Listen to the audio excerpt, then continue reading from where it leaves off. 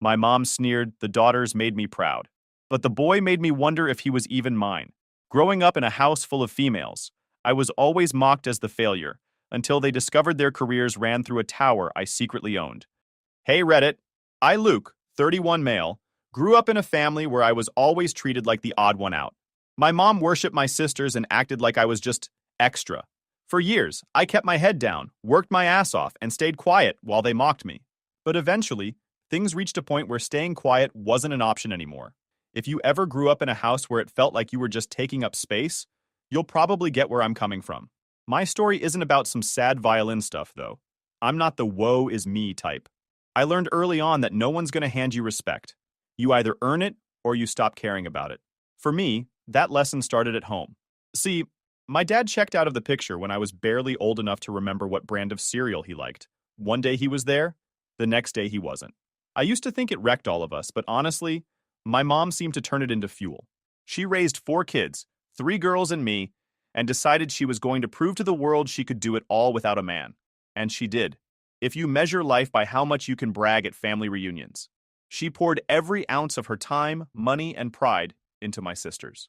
Sophia, the oldest, straight A kid who wanted to be a doctor. Isabel, the money brain who set her sights on banking.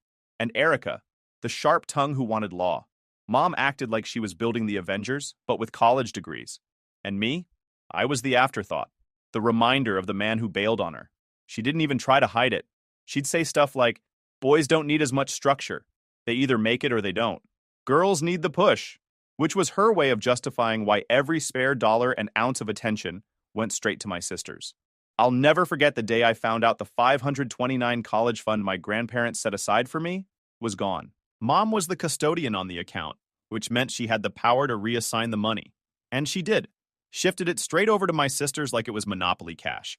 I was 17, looking at schools, and my mom sat me down like she was doing me a favor.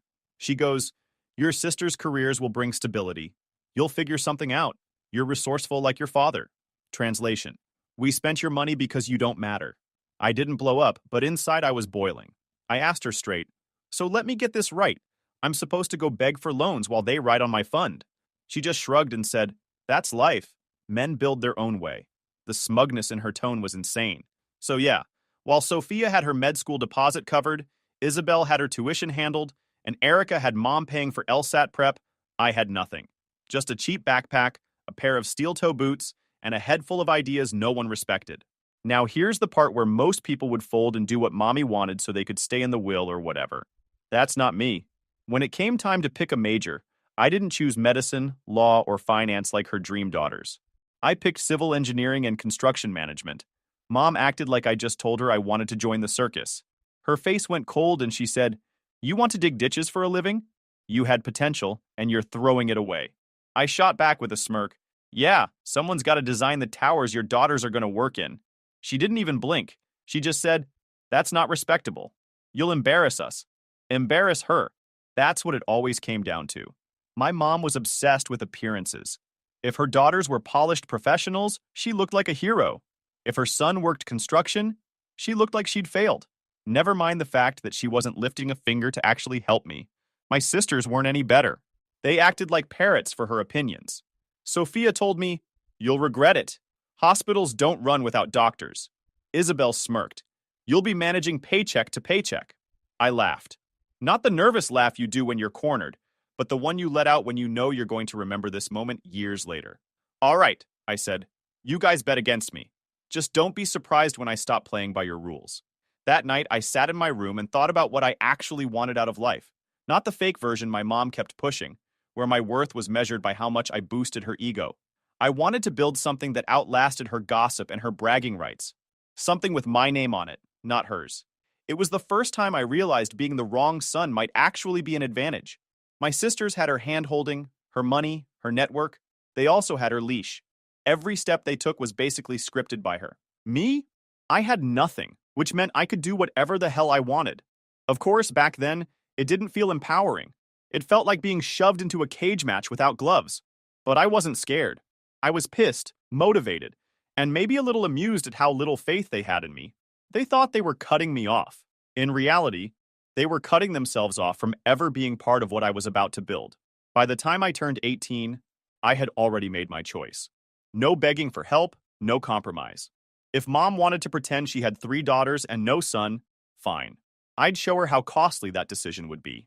I remember looking at myself in the cracked bathroom mirror of that old house and saying, "All right, man, no one's coming to save you. You either prove them wrong or you disappear." And I grinned. Because honestly, the idea of proving them wrong sounded way more fun. College didn't start for a few months. So while my sisters were bragging about their summer internships and mom was parading them around like trophies, I went straight to work. Literally. My first real job was hauling drywall for a contractor who barely remembered my name half the time. It was $12 an hour, and I came home with cuts on my hands and dust in my lungs. By the end of the first week, I looked like I'd been fighting a war with concrete. That's when the princess comments started. I'd walk in through the back door, boots caked in mud, shirt damp with sweat. Mom would wrinkle her nose like I just tracked manure across her throne room. Sophia would smirk from the kitchen table, flipping through her medical notes, and say, "You seriously can't come in smelling like that."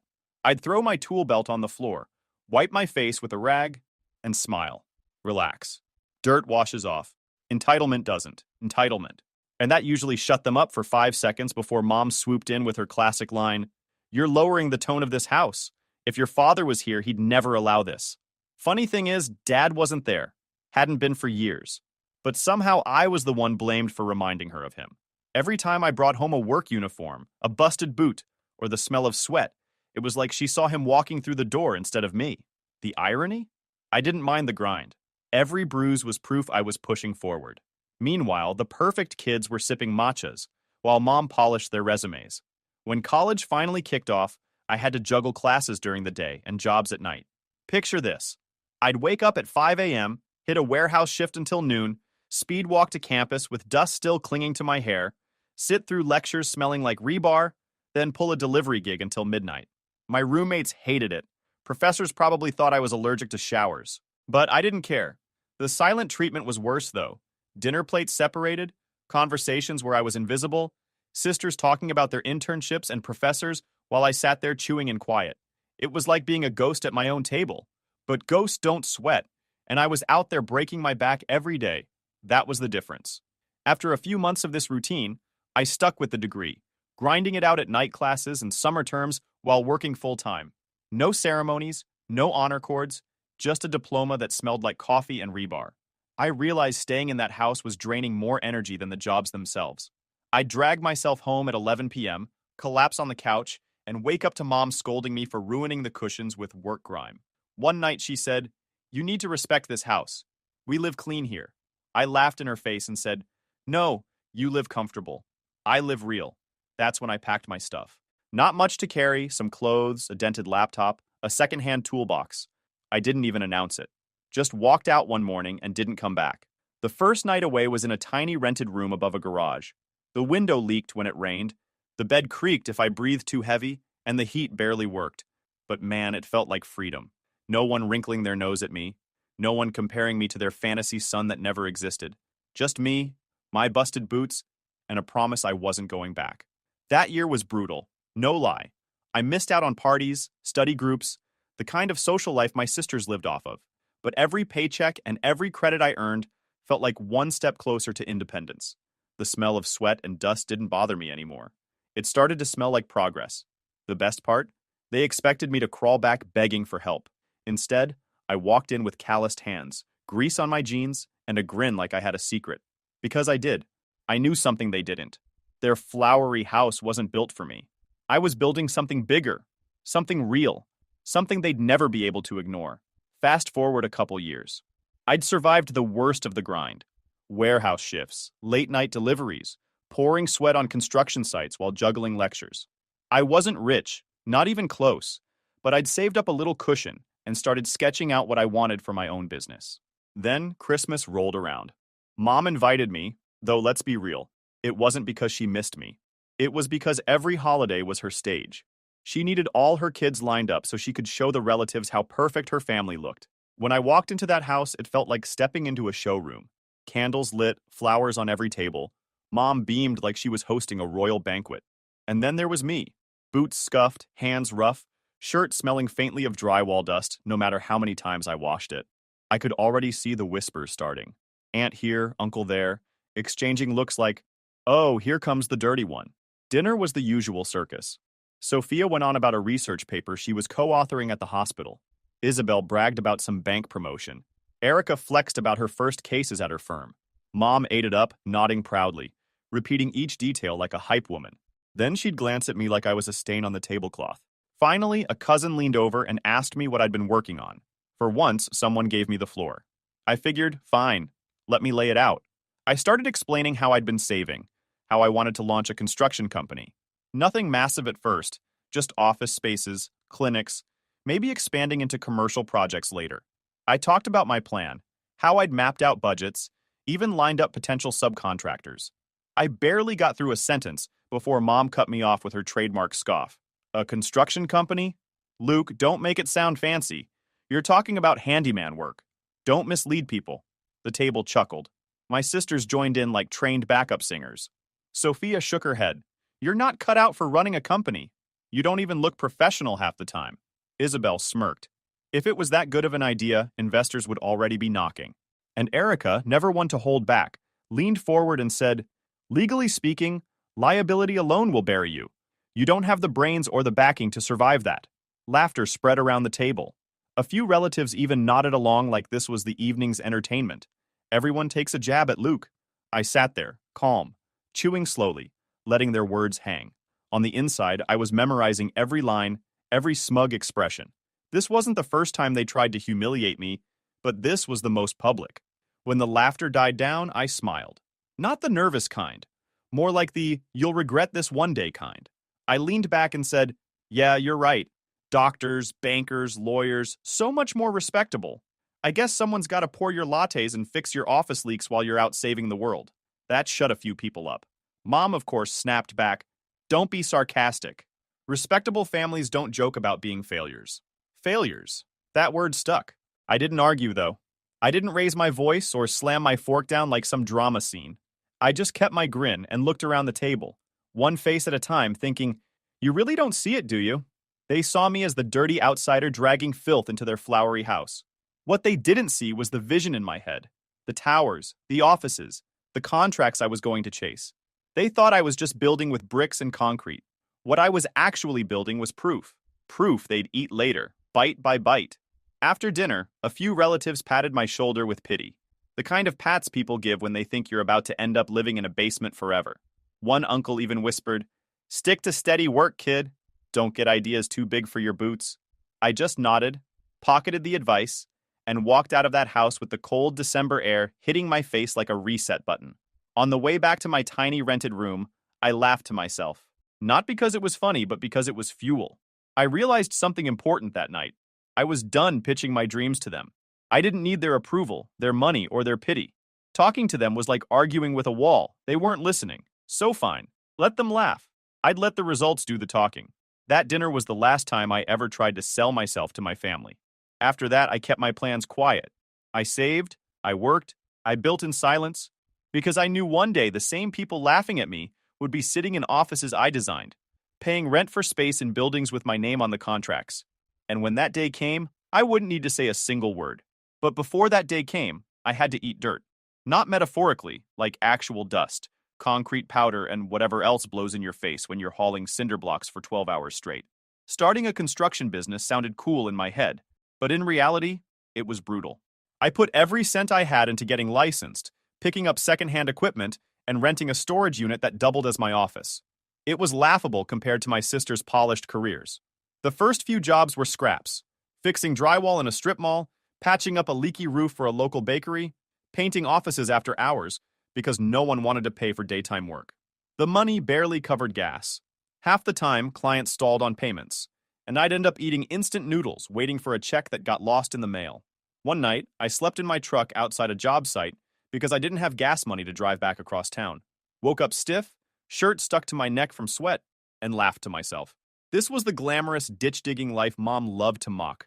But here's the thing. Every busted knuckle, every unpaid invoice was mine. I wasn't leeching off anyone. I wasn't a trophy kid being polished for display. I was the one actually grinding. Of course, word trickled back to the family. Mom made sure to drag my failure stories into every conversation. At a cousin's wedding, I caught her telling an aunt, Luke says he's running a company, but it's just handyman jobs. He doesn't even wear a suit. Honestly, I don't know why he insists on embarrassing us. I didn't let it slide. I walked right up while she was mid-sentence, wiped my hands on my jeans, and said, "Embarrassing? Yeah, nothing screams pride like living off your kid's college fund while telling him he's useless. Don't worry, Mom. When I build a skyscraper, I'll be sure to name the broom closet after you." Her face tightened like I'd slapped her.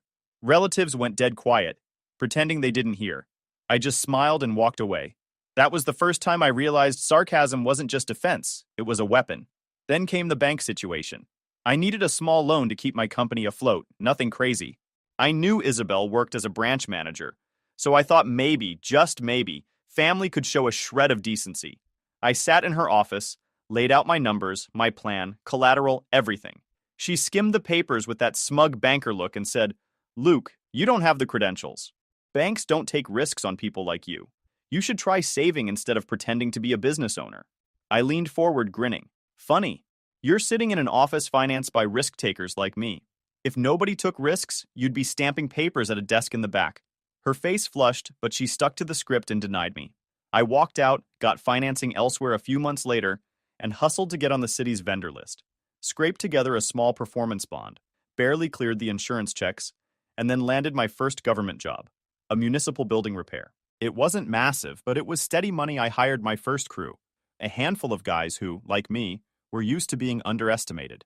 We hustled. Long days, short nights, every dollar reinvested. I learned quick that running a business wasn't about swinging hammers. It was about juggling problems before they crushed you. Equipment broke down? Fix it yourself. Client complains? Show up at 6 a.m. and make it right. Crew member quits mid-project? Grab the shovel and cover the gap. Every week felt like a new test, but unlike my sisters, I didn't have a safety net. Nobody was bailing me out. And honestly, that pressure was addictive. Of course, the family still found ways to jab at me. At another family event, Erica the lawyer chimed in with, "You know, Luke, legally speaking, you're setting yourself up for lawsuits. One accident and you're finished." I smirked. "Thanks for the free legal advice. Don't worry, when I can afford a lawyer, I'll be sure not to call you." They hated that I never bent, never apologized for chasing a path outside their bubble. And the more they tried to paint me as a failure, the more determined I got to shove success in their faces one day. By the end of that year, my company wasn't just surviving, it was breathing on its own. The bank account wasn't bleeding dry anymore. Jobs were coming in regularly. My truck wasn't full of overdue bills anymore. It was stacked with cleared checks and deposit slips that finally felt real. I remember standing on a half-finished office site late one evening, looking at the steel beams against the sunset. My hands were raw, my boots falling apart, but I felt something I'd never felt at home. Pride. Not borrowed pride, not bragging rights through someone else's title. Real pride. Something I built from nothing, and that was just the foundation. Once I had a few contracts under my belt, things started shifting. People who used to roll their eyes at me were now passing my number around. My crew went from 3 guys in a truck to a dozen guys and an actual office space. It wasn't fancy, second floor above a laundromat, but it had a desk, a whiteboard, and enough room to make plans that didn't fit in a notebook anymore. I remember the first time I signed a contract worth 6 figures. My hands actually shook, not out of fear, but because I wanted to walk it back to my mom's dining room table, slap it down in front of her and say, "Still think I'm a handyman?" But I didn't. I stayed quiet. Silence was becoming my favorite revenge. Of course, the family still tried to play gatekeepers. One project I landed involved renovating a cluster of commercial units. It was my biggest job yet, and I needed zoning approvals pushed through. Guess who popped up on the opposition letterhead? Erica. Not as the city, not as a regulator. She was counsel for a neighborhood association that suddenly cared about traffic, noise, and shadows. They filed objections, demanded hearings, and buried me in notices. It didn't kill the job, but it slowed everything. I hired a land use guy who eats this stuff for breakfast, tweaked a loading plan, and walked into the hearing with more data than they did. We beat it on the record and moved forward. When the ribbon cutting happened, I sent her firm an invite out of spite. She didn't show. Figured so. Then Isabel circled back into the picture. By now, my company was starting to show up in local papers.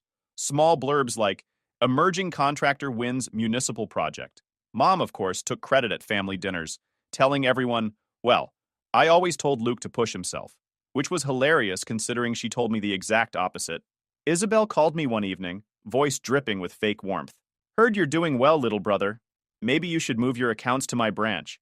I can get you great terms.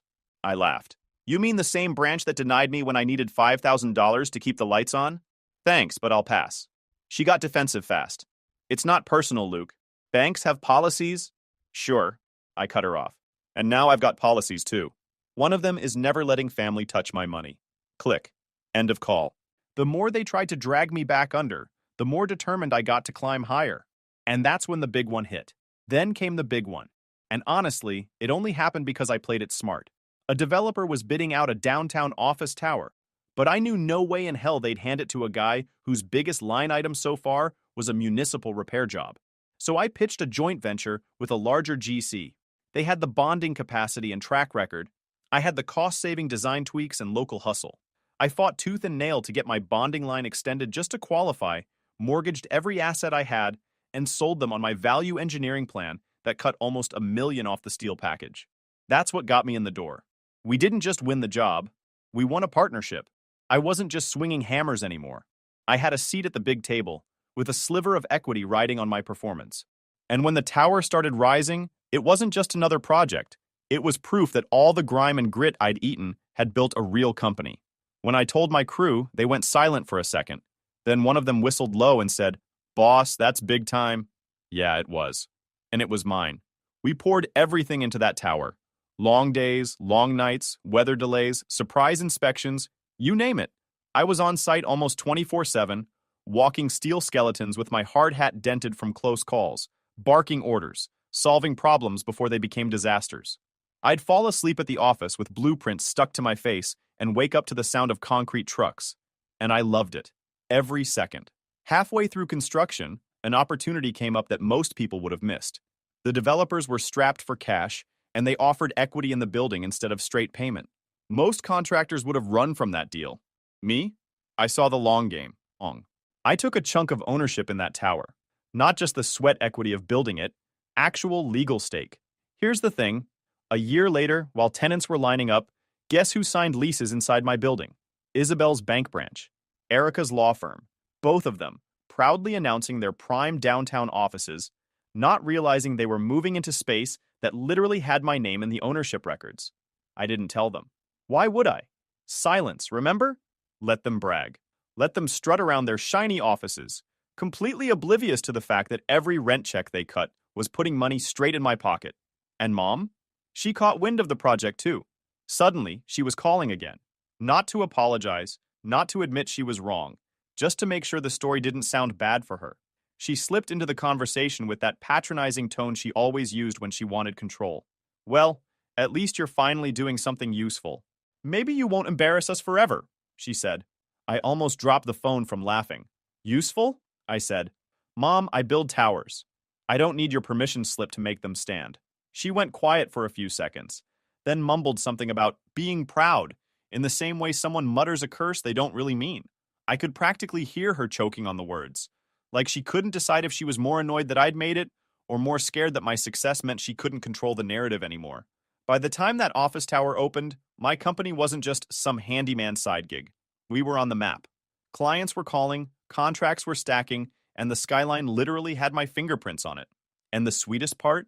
My sisters had to walk through the revolving doors of a building their so-called failure brother owned a stake in every single day. I didn't brag. I didn't send reminders. I didn't post photos or shove articles in their faces. I just waited, smiling, knowing the day would come when the truth landed squarely in their laps. And when it did, there'd be no laughing it off. Because that wasn't just another project. That tower was my middle finger in concrete and steel. Not long after the tower opened, Mom called again. Same sharp tone, same lack of warmth. No congratulations, no apology, just logistics. We're hosting my 65th birthday at the house. Be here, she said. Like I was a stage prop she needed to complete the family picture. I almost said no, but then I thought about all the times I sat quiet while they mocked me, about how they still thought I was the dirty outsider. And I realized, if they wanted me there as a prop, fine, I'd show up, but I wasn't coming empty-handed.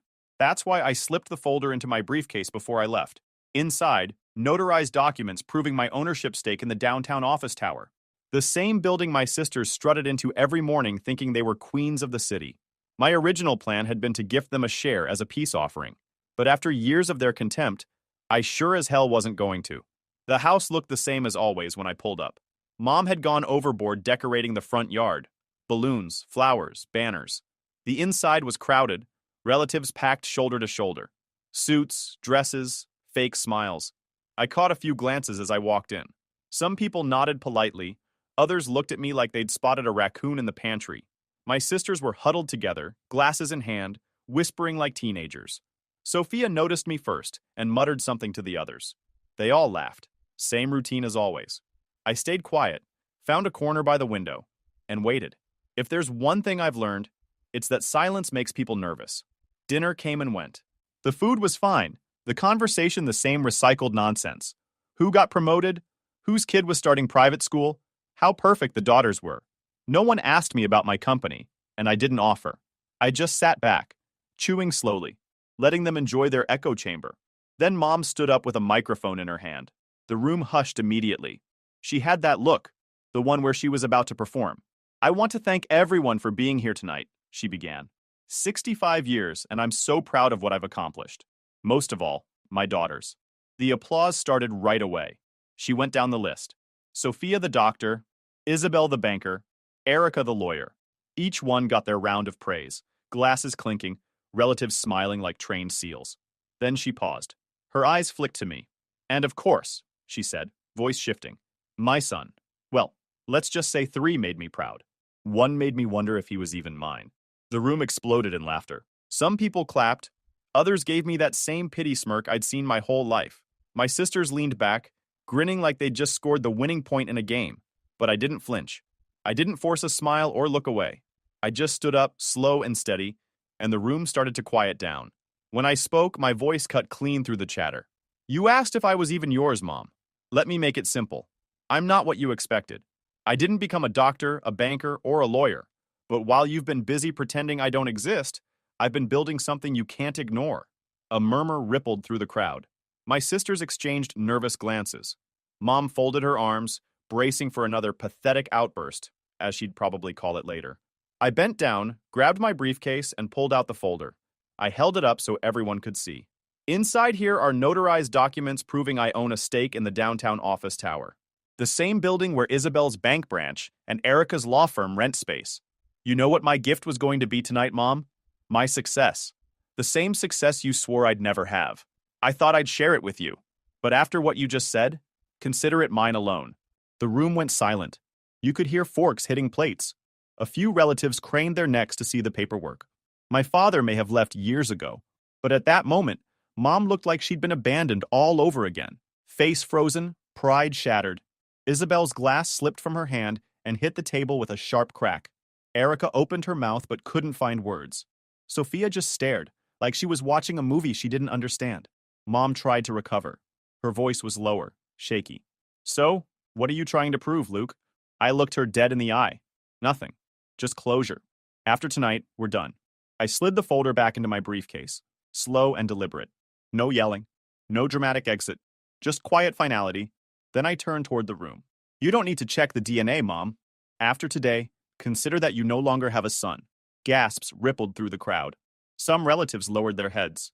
Others stared like they couldn't believe what they'd just witnessed. I walked out without looking back. My footsteps were the only sound in the room until the door clicked shut. And for the first time in my life, I didn't feel like the outsider anymore. I felt like the only one in the family who had finally grown up. Walking out of that house was like dropping a boulder I'd been carrying for 30 years. The call started the next morning. First it was Mom. 3 missed calls before 9 a.m. Then a voicemail where she tried to sound calm, like nothing happened. Luke, you embarrassed me in front of everyone. You need to come over so we can talk about this like family. Like family. The same family that clapped when she said she wasn't sure I was her son. Then came the sisters. Isabel texted, "You overreacted. It wasn't that deep." Erica wrote, "Do you realize how awkward you made things for us?" Our clients were there. Sophia stayed quiet for a while, then finally sent, "We were wrong. You stood alone and we mocked you. I'm sorry." Yes, I didn't respond. Not because I was angry, but because I didn't owe them a response. Where were those words when I was eating ramen in a rented room, working 2 shifts just to pay tuition? Where was the concern when I was sleeping in my truck outside job sites? Too little, too late. And then Mom escalated. She called again. this time not pretending to be calm. Her voice was sharp, almost desperate. You're the man of the house, Luke. Your father's gone. You think you can just walk away from us? You need to start pitching in money like a real son would. You owe this family. I laughed out loud, right into the phone. Man of the house? You never let me be a son in the first place. You cut me out, mocked me, stole from me. Now you want me to fund your life because my sisters drained you dry? No thanks. Then I hung up. That line about me being the man of the house stuck with me, though. Not because she was right, but because it summed up everything wrong with her logic. For years, I was the useless outsider, but the second I proved I could stand on my own, suddenly I was supposed to step up and cover her bills? Funny how respect only came attached to dollar signs. The visits started soon after. She showed up at my office one afternoon, walked straight past reception, and sat across from me in the meeting room. No smile, no warmth, just folded arms and that judgmental glare I grew up with. You're still my son, she said. No matter what you said the other night. Families fight, but you can't just erase us. And you can't embarrass me in front of everyone like that. It's not how this works. I leaned back in my chair, calm as ever. Erase you? Mom, you erased me the day you emptied my college fund and told me I'd be a failure? You erased me every holiday when you paraded my sisters like trophies and left me out of the picture. Don't act like I'm the one cutting ties. I just finally said it out loud. Her face tightened, but I wasn't done. I leaned forward, voice steady. Maybe Dad left for a good reason. That hit like a hammer. Her jaw dropped, and for the first time in my life, she had nothing to say. No quick insult, no sarcastic retort, just silence. She clutched her purse strap like it was the only thing holding her together. I stood up, opened the door, and gestured toward it. You can leave now. And don't show up here again without an appointment. She walked out without another word. The silence after that was permanent. No more fake invitations, no more guilt trips. The sisters tried a few more half apologies, mixing sorry with excuses. But I kept my distance. I didn't need them. I didn't need her. I had my business, my crew, my buildings, my life. Still, late at night, when the office lights were off and the city buzzed below my window, my mind wandered back to Dad. The man who vanished when I was young, the one I'd blamed for everything. For years, I thought he was a coward who abandoned his family. But now I wasn't so sure. That thought stayed with me. It gnawed at me during quiet moments, when the noise of contracts and deadlines faded away. For the first time, instead of hating him, I wondered if maybe I understood him. And I caught myself thinking, maybe I should try to find him. Maybe reaching out wouldn't just give me answers about him, but about myself too. I didn't do it. Not yet. But the idea was there, sitting in the back of my mind like an unopened door. And as I turned off the office lights and walked out into the night, I knew one thing. The story with my family wasn't over. YouTube just dropped this new hype feature. If you're hooked on this story, smash that hype button. It tells YouTube this video deserves to blow up, and it keeps even crazier stories coming your way.